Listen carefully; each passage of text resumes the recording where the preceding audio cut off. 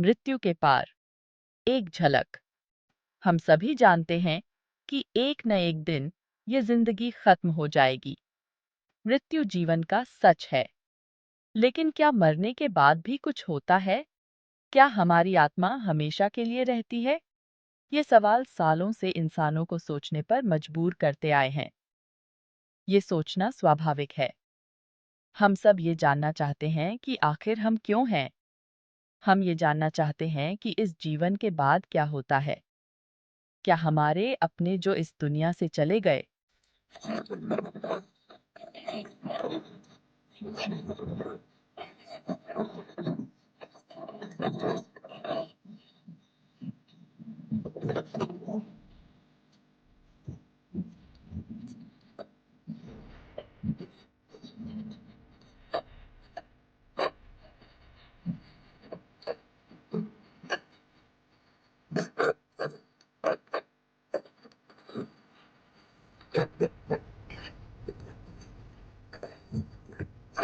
आत्मा का पुनर्जन्म और कर्म के आधार पर नया जीवन मिलता है।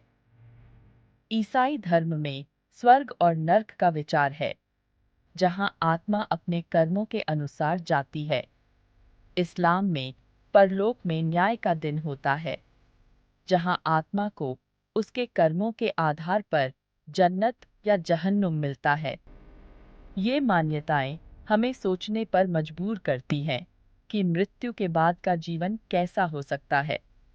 क्या सचमुच मृत्यु अंत नहीं, बल्कि एक नए सफर की शुरुआत है? चलिए इस सफर पर निकलते हैं और जानने की कोशिश करते हैं कि मृत्यु के पार क्या है।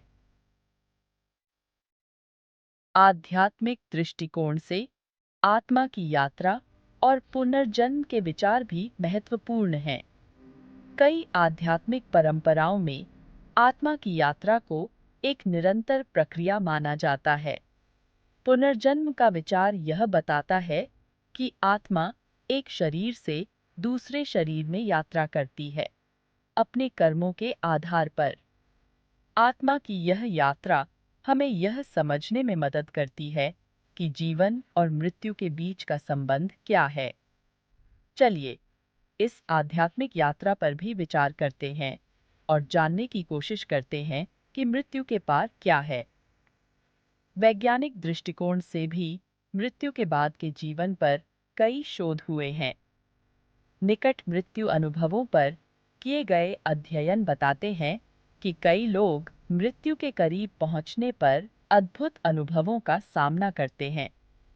इन अनुभवों में अक्सर एक सुरंग से गुजरना, प्रकाश की ओर बढ़ना और अपने शरीर से बाहर निकलने का अनुभव शामिल होता है। वैज्ञानिक इन अनुभवों को मस्तिष्क की गतिविधियों और रसायनों के प्रभाव से जोड़ते हैं, लेकिन कुछ शोधकर्ता मानते हैं कि ये अनुभव आत्मा की यात्रा का संकेत हो सकते हैं। निकट मृत्यु अनुभवों के अध्ययन से यह सवाल उठता है कि क्या सचमुच मृत्यु के बाद भी चेतना बनी रहती है? चलिए इस वैज्ञानिक दृष्टिकोण पर भी विचार करते हैं और जानने की कोशिश करते हैं कि मृत्यु के पार क्या है। जीवन की दहलीज पर अद्भुत अनुभव।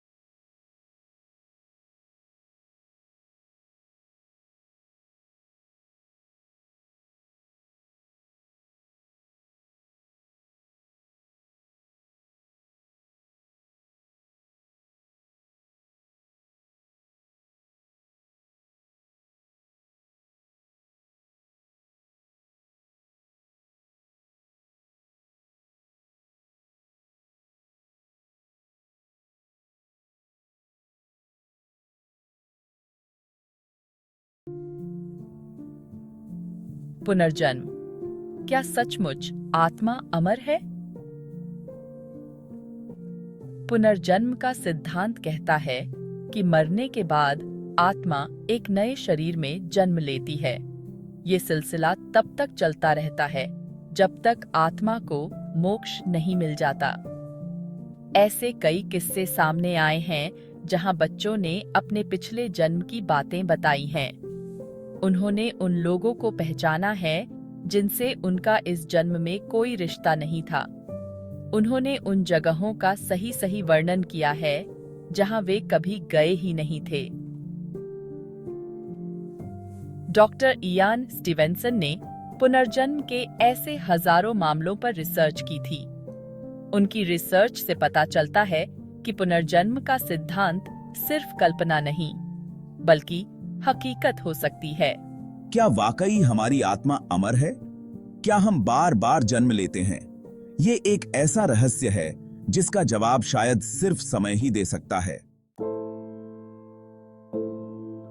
क्या हम अपनों से जुड़ सकते हैं? इस सवाल ने हमेशा से इंसानों को अपनी ओर खींचा है। बहुत से लोग मानते हैं कि मरने के बाद भी हम अपने प्रियजनों से बात कर सकते हैं। इसके लिए माध्यम होते हैं जो आत्माओं से बातचीत करने का दावा करते हैं। माध्यमों का कहना है कि वे आत्माओं से संपर्क कर सकते हैं और उनके संदेश जिंदा लोगों तक पहुंचा सकते हैं। उनका ये दावा है कि आत्माएं हमारे आसपास ही होती हैं और वे हमसे बात करने की कोशिश करती हैं। कुछ लोग इस पर यकीन करते हैं, जबकि कुछ इसे सिर्फ एक धोखा मानते हैं। लेकिन जो लोग इस अनुभव से गुजरे हैं, उनके लिए यह एक सच्चाई है। ये जानना कि हमारे अपने मरने के बाद भी हमारे साथ हैं, हमें एक अजीब सी शांति और तसल्ली देती है। तो क्या हम वाकई अपनों से जुड़ सकते हैं? ये एक ऐसा सवाल है जिसका जवाब हर किसी के लिए अलग हो सकता है।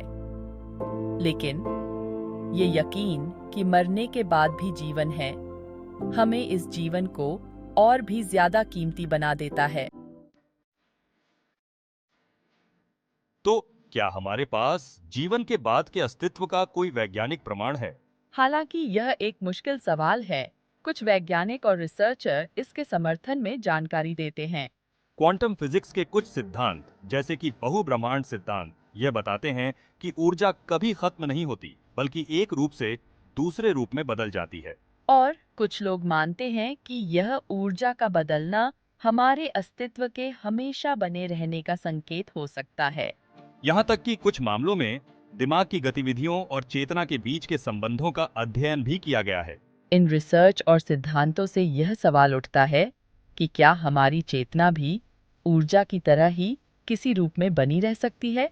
हालांकि यह विषय अभी भी चर्चा का विषय है, ये निश्चित रूप से हमारे समझने की सीमा को बढ़ाता है। जी हाँ, और यह हमें सोचने पर मजबूर करता है कि शायद मरने के बाद भी कुछ है जो अब भी हमारी समझ से परे है। अलग अलग धर्मों में आत्मा के सफर को अलग अलग नजरिए से देखा गया है। हिंदू धर्म में पुनर्जन्म और कर्म के सिद्धांत पर जोर दिया गया है। बौद्ध धर्म में निर्वाण पाने के लिए आत्मज्ञान की जरूरत बताई गई है। ईसाई धर्म में आत्मा के स्वर्ग या नर्क में जाने की बात कही गई है। इस्लाम में आत्मा के आखिरी दिन पर न्याय मिलने की बात कही गई है। हर धर्म में आत्मा की यात्रा को एक खास महत्व दिया गया है। जब मैं मरने के करीब था, मैंने एक तेज रोशनी देखी और एक अजीब सी शांति महसूस की। ऐसा लगा जैसे मैं एक अलग ही दुनिया में जा रहा हूं, जहां समय और जगह का कोई मतलब नहीं था। इस अनुभव ने आत्मा के हमेशा बने रहने के बारे में मेरी सोच बदल दी। बहुत से लोगों ने अपनी जिंदगी में ऐसे अनुभव साझा किए हैं जो आत्मा की अमरता की पुष्टि करते हैं। ये किस्से हमें सोचने पर मजबूर करते हैं कि शायद मरने के बाद भी जिंदगी का एक नया अध्याय शुरू होता है। क्या हम सचमुच मर जाते हैं या यह बस एक बदलाव है? विज्ञान और अध्यात्म दोनों ही इस सवाल का जवाब ढूंढने में लगे हैं।